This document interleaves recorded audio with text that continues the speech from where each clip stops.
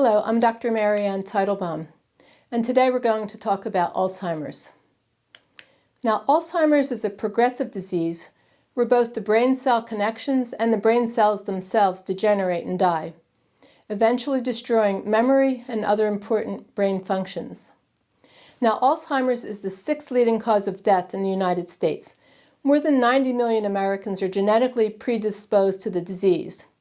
And there's a genetic test known as the ApoE4 test, which detects the presence of the ApoE4 variant, which is associated with an increased risk of Alzheimer's disease. Approximately 30% of the people in the United States will test positive for this gene, but testing positive doesn't necessarily guarantee that you'll come down with the disease. You can use it as a screening tool. If you're positive, you should work early on in your life to learn all the risk factors which could cause Alzheimer's so that you can avoid them, thus preventing the disease. And even if you don't have this gene, you should take a proactive approach to preventing the disease. And that's the key to curing Alzheimer's. It lies in preventing it from happening in the first place. So to do that, you need to identify and treat the specific underlying causes, which are different in each person, and fix them as early in the disease process as you can. As with any disease, we go through several stages of a disease process as we work our way into a disease that we could name. In the first two stages, some things could be out of balance, but there's no symptoms just yet. But by the next two stages, there are symptoms, but it cannot be definitively diagnosed as a disease. This happens in the fifth and sixth stages, where the imbalances have been let go too long and now pathological tissue damage has taken place to the point where you can identify it on testing. And this is especially true with Alzheimer's disease. The latest research identifies 4 stages of decline as one works their way to a diagnosis of full-blown Alzheimer's. The 4 stages are 1, pre-symptomatic. This stage can last several years because there are no symptoms as of yet, but changes can still be taking place in the brain. By the second stage, known as subjective cognitive impairment, you'll notice some slip-ups, where you might be forgetting a phone number, or you can no longer calculate a tip or recognize faces. This stage lasts for 10 years before the third stage, known as mild cognitive impairment, develops. This is considered a late stage, which eventually ends up as Alzheimer's. So the fourth stage is full-blown Alzheimer's, where one loses the ordinary functions of daily living and can no longer take care of themselves. But it's important to know that if you can detect these early stages of cognitive decline and start treatment right away, you'll be almost 100% successful in preventing it from blossoming into the third and fourth stages. But to do this, you need to be aware of all the things that could potentially be risk factors for developing Alzheimer's. And if any of these risk factors apply to you, you must be willing to change your diet, lifestyle, and anything else necessary to prevent further degeneration of your brain. So let's look at the most common problems associated in our modern lifestyles that could potentially lead to a diagnosis of Alzheimer's. First and foremost is your gut, oral, and nasal microbiome. Now, most of us know that the gut contains friendly bacteria, which, among other things, prevents infection from growing. However, we might not be as familiar with the idea of the oral microbiome or the nasal microbiome. The friendly bacteria lying in the gut, oral cavity, and the nasal passages prevent infection from growing. Now, infections enter your body with nearly every breath you take, but there's no need to worry since the friendly bacteria in these 3 areas are the first line of defense to kill these unwanted bugs. They are there ready to kill infection in its tracks, protecting you from nasty bacteria and viruses throughout your whole life. However, with the onset of mouthwashes, which promise to kill infection, steroid inhalers taken nasally and orally, these friendly bacteria, which live in the mucous membranes and the nasal passages and mouth, die off, leaving you prone to infections. It's no wonder that the bacteria in the mouth, which cause gingivitis, are thriving now and they're winding up in the brain, causing Alzheimer's. How can this happen, and what does it mean for brain function? Well, Once these friendly bacteria in the gut, mouth, and nasal passages die off, they have no way of controlling the growth of these bacteria, which can eventually migrate up to the brain. And once they're in the brain, they form the amyloid plaque, which is seen in the brain of Alzheimer's patients.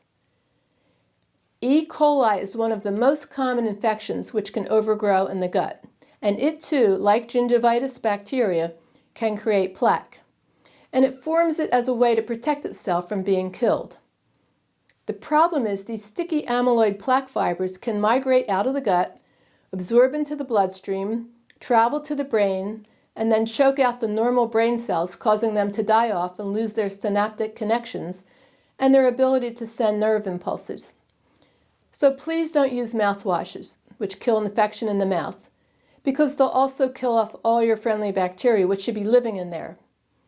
And if you have to use steroid inhalers either orally or nasally, you must learn how to regrow those bacteria as well, or else run the risk of having oral and nasal infections travel to the brain, creating amyloid plaque to protect itself. Probiotics and homemade takra, lassi, buttermilk, and yogurt will regenerate these beneficial bacteria. But it also turns out that whenever unwanted microbes congregate together, they can embed themselves into a hardened protective shield to prevent their death from antibiotics, our immune system, or probiotics. But just like the protective amyloid plaque, these hardened shields, known as biofilms, can travel from our gut, absorb into the bloodstream, and get into the brain, taking over and causing Alzheimer's as the plaque and biofilms damage the brain. Fortunately, research on berberine has demonstrated that it can attack and break down the biofilms. Barberries are the best food source of berberine, and we have several Ayurvedic herbs such as Daru Haridra and Gaduchi, which are also loaded with berberine. And haritaki has also been shown to break down biofilms. Caprylic acid found in goat's milk is great for destroying biofilms, especially when it's combined with pectin found in apples and sweet potatoes. This is one of the many reasons why we have our patients start out their day with a stewed apple. The friendly bacteria in the gut and mouth need a thick layer of mucus to grow in. This is where butyrate comes in to build up the gut mucosal barrier and tighten up the junctions in our gut cells, preventing the organisms to migrate out into the bloodstream and travel into the brain in the first place. The first line of defense in the gut is this thick, gloppy mucus layer forming a shield that cannot be penetrated by pathogens. This shield is made from butyrate, which our gut bacteria make for us. Fiber in the diet is the food used by these bacteria to make the butyrate, which pumps out the cells, which makes the mucus. And remember that the ancient doctors said that ghee could heal the gut lining? Well, they were right. It turns out that ghee is loaded with butyrate. So, to reiterate, because this is very important, our gut has what's called a gut mucosal barrier. This barrier is impenetrable to microbes, and it separates the inner gut lining from the bloodstream. And it represents the first line of defense against pathogens, creating a shield that cannot be penetrated. And it's made up of two parts, the gut mucus layer and the tight junctions that hold together the cells in the gut. These tight junctions allow nutrients to pass into the bloodstream, but at the same time they block the pathogens and infections from getting through. But if you deplete the good bacteria, the bad bacteria will take over very easily and break down the mucus layer, opening up the tight junctions, which is known as leaky gut, allowing infections, biofilms, and plaque proteins to absorb into the bloodstream and potentially make their way to the brain where they can take over, pushing out the good brain cells and over time causing Alzheimer's. And let me repeat this again. Butyrate can restore the tight junction barriers. We can't make butyrate, but our friendly bacteria can, by feeding them fiber found in fruits, vegetables, nuts, and seeds. And ghee is famous for fixing this leaky gut because it's loaded with butyrate.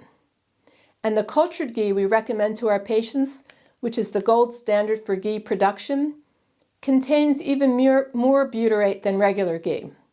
So ghee provides not only the raw materials to build up the protective mucus barrier, but also provides the butyrate to keep the junctions tight. And it's also the best source of cholesterol needed by the brain to function at peak performance. No wonder the ancient doctors continually recommended ghee for optimum brain function. Now, inflammation is another underlying cause of Alzheimer's. When you have chronic infection in the gut due to a disturbed microbiome, the chronic reaction of the immune system in response to this infection produces inflammation as a byproduct to fighting the infection. We always have inflammation when we're fighting an acute infection, which is why our mucous membranes swell and we have joint pain when we have a cold or a flu. But these chronic infections stemming from the gut create chronic inflammation, which can disturb the brain over an extended period of time. When cells in the brain are disrupted by inflammation, amyloid, a protein normally found in the brain, begins to react chaotically.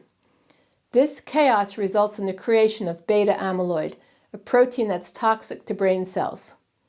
Sticky deposits of beta amyloid build up and collect around the cells, making dense clumps or plaques. Because the brain can't break down the plaques, they stay right where they are and they slowly accumulate. And then tangles result when long protein fibers that act like scaffolding for brain cells, they begin to twist and tangle. The cell is damaged and it eventually dies. But the tangled proteins remain in the brain even after the dead brain cells have been cleared away. And inflammation and infection, as stated before, might be the culprit causing the long protein fibers to start tangling. And it's bad enough that these tangles and protein fibers cause brain cell death, but they also prevent the healthy cells from signaling to each other. Now researchers have noticed a very important fact. People over the age of 65 living in rural areas of India have a less than 1% chance of developing Alzheimer's. It goes up slightly to 2.4% in the larger cities. But people of the same age in the United States have a 17% chance of developing Alzheimer's. So researchers are trying to figure out what people in India are doing that we here in the United States aren't doing. And one thing they've identified is that people in India eat turmeric just about every day of their lives. And they have more than 1,300 studies on turmeric and its health benefits. It's been shown to reduce, prevent, and stop inflammation. Researchers have always noticed the presence of inflammation in the areas where plaques and tangles form in the brain. And amazing findings are coming from research on Alzheimer's and the use of turmeric in both preventing and treating it. Researchers from UCLA studying turmeric have found it to be more effective than drugs currently being used for Alzheimer's treatment and prevention. The researchers have discovered that the actual structure and shape of turmeric allows it to penetrate the blood-brain barrier and bind to the beta amyloid plaque. Other research findings show that turmeric helps remove beta amyloid that's already built up in the brain cells. Turmeric also helps maintain brain cellular metabolism, helps the cells repair themselves, and keeps the cells connected to each other. The head of UCLA's research team was recently interviewed and stated that the research that's being conducted to hopefully prove turmeric's ability to prevent and treat Alzheimer's was, quote, tremendously exciting, unquote. Now, I personally, from my own clinical experience of over 35 years, treating thousands of patients, also feel that at least up until now, and it could change, people in India, especially in the rural areas, consume less of the pharmaceuticals which could disrupt the gut microbiome, such as repeated rounds of antibiotics and years on birth control pills. And in addition, almost everyone eats homemade yogurt to constantly replenish their friendly bacteria. Combine that with the fact that people in India receive less flu shots containing deadly mercury, which is very damaging to brain cells. And they may also be using less pharmaceuticals known to cause dementia, such as statin drugs, which starve the brain of much-needed cholesterol, and acid reflux medicines, which deplete acetylcholine.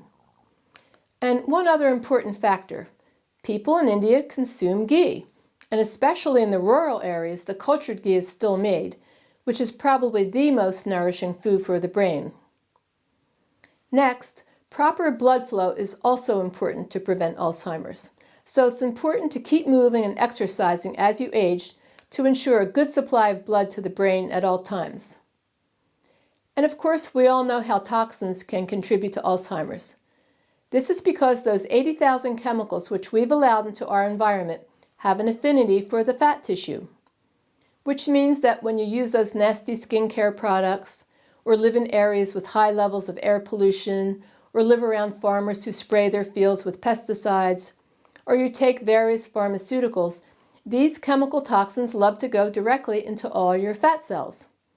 And since a large part of the brain is made up of fat cells, the toxins love to go there, and they stay there for years and years and years. But of course, we have ways of pulling them out using various Ayurvedic herbs, teas, and tinctures. And don't forget the heavy metals, such as mercury, make a beeline into the brain. Mercury is found in some vaccines, like the flu shot. It's found in air pollution, certain species of fish, and old dental fillings. And again, no need to worry, we have ways of pulling mercury out of the brain and flushing it out through the kidneys. There are other nasty chemicals as well, like aspartame, artificial sweeteners, and MSG, which are also famous for killing off brain cells. Again, we know how to pull out these chemicals and have several rare herbs for healing the nerve cells in the brain and the myelin sheath, which is the covering to these cells. Now, researchers at Harvard in 2016 performed the first study to see if acid reflux medicines, known as PPIs, such as Prilosec, Nexium, and Prevacid, can cause dementia. Their study proved that the use of these drugs did increase the risk of dementia by 44%. And one thing they found out, that these drugs do cross the blood-brain barrier, which is normally sealed off so toxins can't enter. But it wasn't known until a study done in May 2020 and published in the Alzheimer's and Dementia Journal revealed that PPIs affect the synthesis of the neurotransmitter acetylcholine. Acetylcholine plays a significant role in causing Alzheimer's, and it turns out that these acid reflux medications decrease our brain's production of acetylcholine, so signals can't be sent in the brain. Fortunately, we have both oral and transdermal versions of alpha-lipoic acid, which is known as ALA. This increases the body's production of acetylcholine. And our ALA is truly natural, made from broccoli and spinach, which research has shown that it's 10 times more potent than the synthetic versions usually used.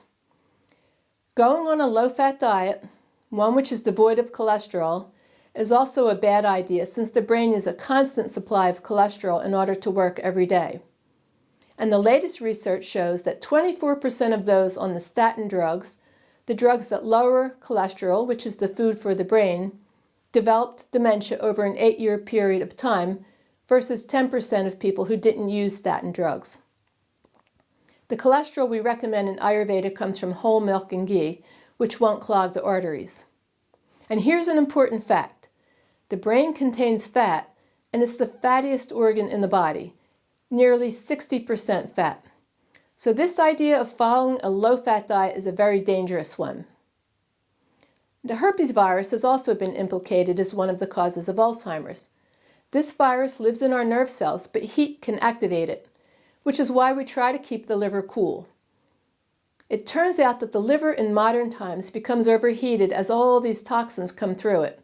And since the liver makes the blood can then become hot, which can activate the herpes virus to erupt. So we teach our patients all the various ways to keep the liver cool using herbs, dietary, and daily routine changes. And finally, it turns out that our body tries to clear out the nasty amyloid plaque in the brain through sleep. Our brain travels through several phases of sleep, from light to deep sleep to rapid REM sleep, which is when we have more dreams. Now, deep sleep is where a lot of the cleaning takes place during the non-REM sleep. Cerebrospinal fluid washes over the brain through what's called a rolling blackout, which means that only parts of the brain get cleared at a given time. During the cleaning phase, that part of the brain shuts down, cerebrospinal fluid rushes in and washes it out. Uninterrupted sleep is important for this cleansing effect, which takes place 2 to 3 hours after falling asleep. But if you wake up during this time, you have to start the whole cycle all over again. So it's important that you have a good night's sleep to help rid the brain of amyloid plaque, which could cause Alzheimer's. Fortunately, we have many herbs and other treatments available if you suffer from light or interrupted sleep.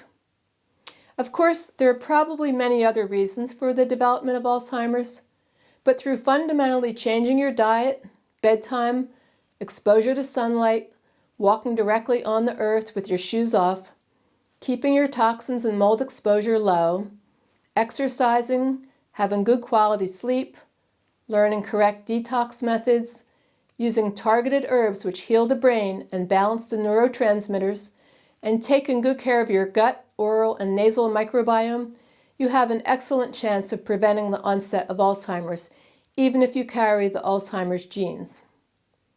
And don't be confused if your doctor brushes off your symptoms of forgetfulness, saying it's all part of the natural aging process, or if your MRI shows, quote, normal shrinkage of the brain, unquote. Now's the time to jump in and prevent that from progressing into full-blown Alzheimer's. Remember, these early stages of dementia can last for 10 or more years, and during that time you can do so many things to prevent further cognitive decline. And as stated before, research has shown that if you jump in during the very early stages of Alzheimer's, you have a 100% chance of preventing it from progressing further. You just have to be willing to make these changes, but it's a good trade-off for not having to worry about this very terrible disease that's afflicting so many in our country. Thank you.